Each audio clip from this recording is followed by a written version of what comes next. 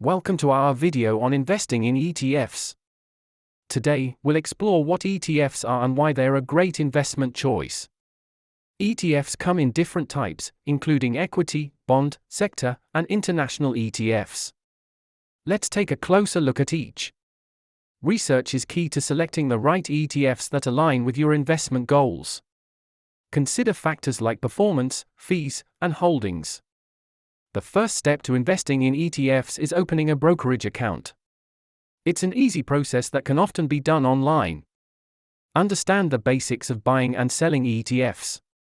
You'll primarily use market orders or limit orders, each serving different needs. It's important to understand the expenses associated with ETFs, like management fees and expense ratios, to make informed choices. Diversifying your ETF portfolio can help manage risk. Consider spreading your investments across different asset classes. Regularly monitor and rebalance your ETF investments to ensure they continue to meet your financial objectives.